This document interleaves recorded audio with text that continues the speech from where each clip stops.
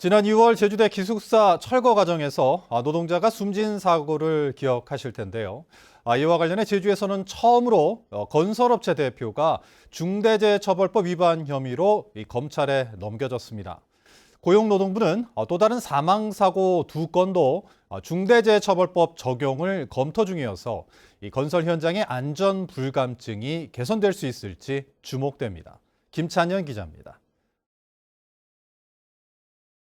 지난 2월 굴착기 운전자가 숨진 제주대학교 기숙사 철거공사 현장.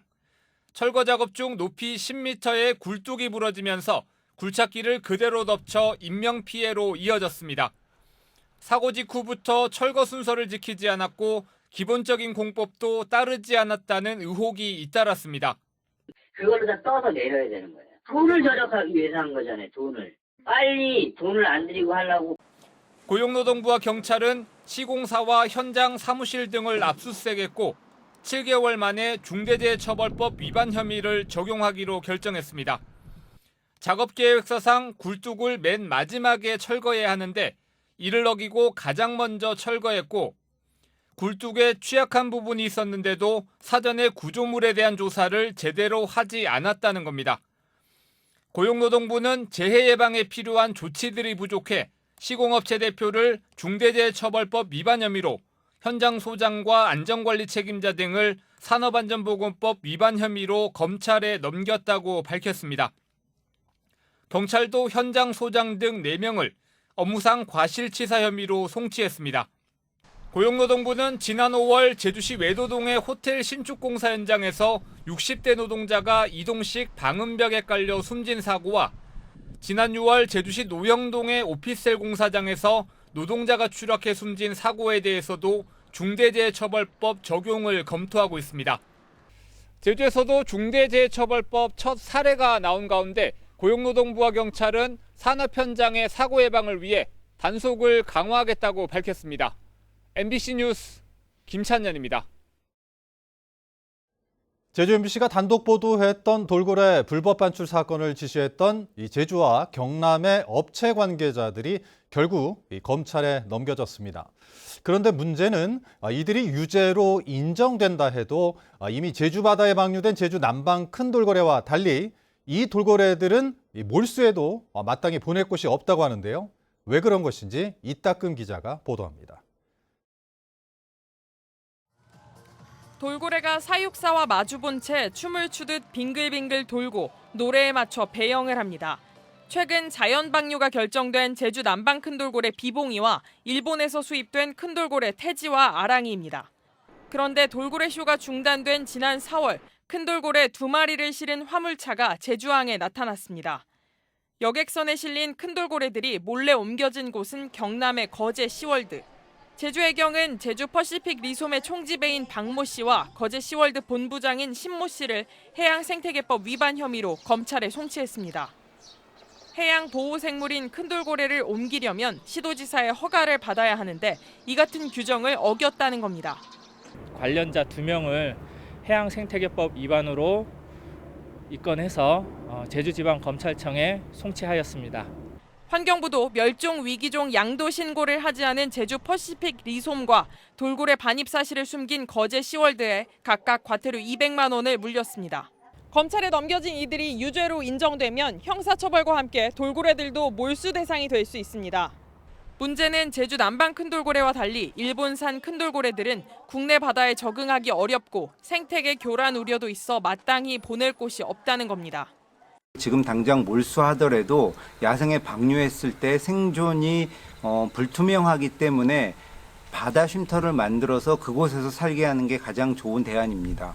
전국의 수족관에는 일본산 큰돌고래 등 수입 돌고래 21마리가 남아 있습니다.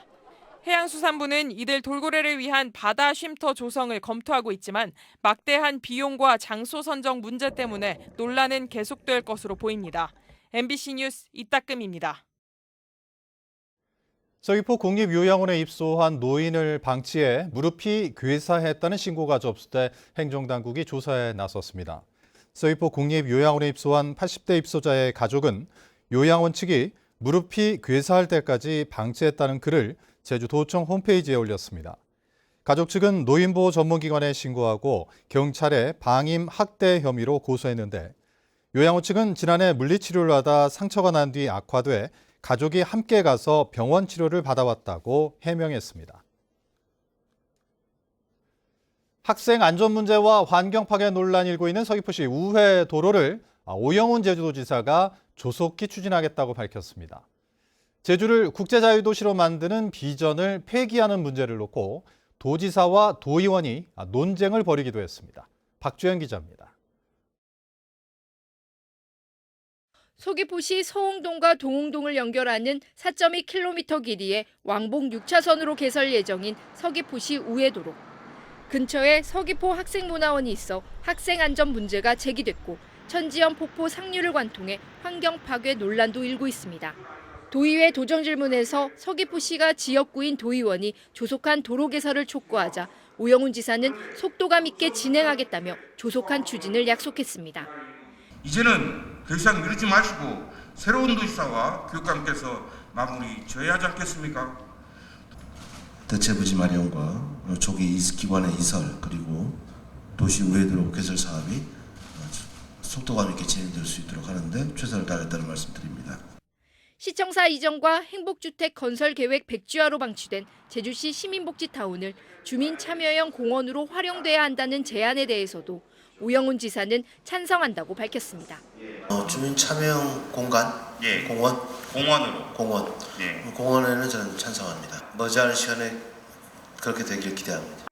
국제자유도시 비전을 폐기해서는 안 된다는 국민의힘 도의원의 지적에 대해서는 20년 전과는 상황이 다르다며 반박했습니다.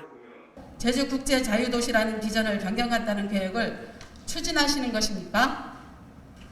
이러한 대혼란의 비전 폐기 결정을 어찌하여 도민 공론화 과정 한 번 없이 결정할 수 있습니까?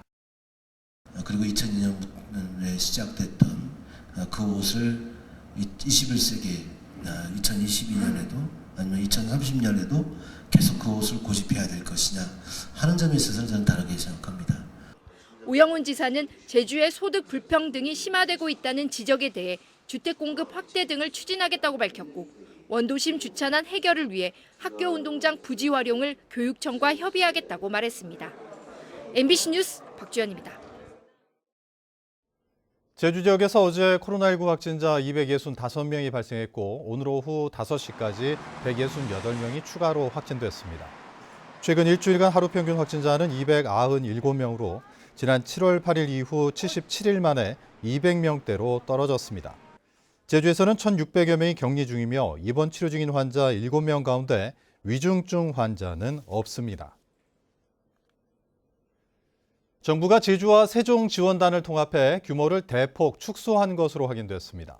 더불어민주당 김한규 국회의원에 따르면 국무조정실은 최근 제주와 세종 지원단을 통합해 특별자치 시도 지원단으로 개편하면서 인력을 29명에서 23명으로 줄였습니다. 정부는 제주와 세종 지원위원회도 통합할 계획인데 도의회는 특별자치도 완성에 차질을 빚게 된다며 반대 결의안을 채택했습니다. 청산가리보다 10배 이상의 독성을 가진 것으로 알려진 파란 고리 문어가 발견됐습니다. 제주해양경찰서는 어제 오후 2시 40분쯤 제주시 김영해수욕장 캠핑장 앞바다에 떠있는 파란 고리 문어를 주민이 잠자리채로 잡았다는 신고를 접수해 땅에 묻어 폐기했다고 밝혔습니다. 파란 고리 문어는 지난 13일에도 서귀포시 쇠숙각 해안에서 발견됐는데 해경은 절대 만지지 말고 신고해달라고 당부했습니다. 해양수산부와 제주도가 추진하는 제주해양레저체험센터 공사 현장에서 천연기념물인 산호가 발견됐습니다. 제주도는 서귀포항 동방파제의 테트라포트를 드러내는 과정에서 천연기념물인 긴가지 해손과 멸종위기 보호종인 밤수지 맨드라미를 발견했다고 밝혔습니다. 공사는 지난달 말부터 철근 부족 등으로 중단됐는데 제주도는 공사가 재개되면 문화재청과 협의해 산호를 문섬으로 이식할 예정입니다. 올 들어 제주를 찾은 내국인 관광객이 역대 최단 기간에 1,000만 명을 넘어섰습니다. 제주도 관광협회에 따르면 올해 내국인 관광객은 지난 20일 1,000만 명을 넘어서 종전 기록인 2019년보다 9일 빨리 1,000만 명을 돌파했습니다. 제주를 찾는 내국인 관광객은 2015년 처음으로 1,000만 명을 돌파했고 2019년에는 1,356명으로 역대 최대치를 기록했습니다. 제주도와 출자 출연 기관 등에 적용되는 내년 생활임금이 시간당 11,075원으로 결정됐습니다. 이는 올해보다 3.9% 인상된 것이며 정부의 최저임금보다 15.1% 높은 것인데 제주도는 올해 제주 지역 생계비와 가계 지출 등을 조사해 결정했다고 밝혔습니다. 한편 민주노총 제주본부는 전국 최고 수준의 물가 인상률을 따라잡지 못한 생색내기식 생활임금 책정을 철회하라고 요구했습니다. 제주 지역 주택 10채 가운데 한 채는 사람이 살지 않는 빈집인 것으로 나타났습니다.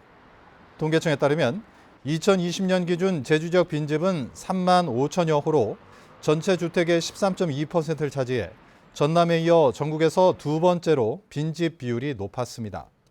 제주 지역 빈집은 2016년보다 4년 만에 63.5% 늘었는데 빈집 비율은 연립주택이 24.7%로 가장 높았고 다세대 주택 21.7, 아파트 13.2%였습니다.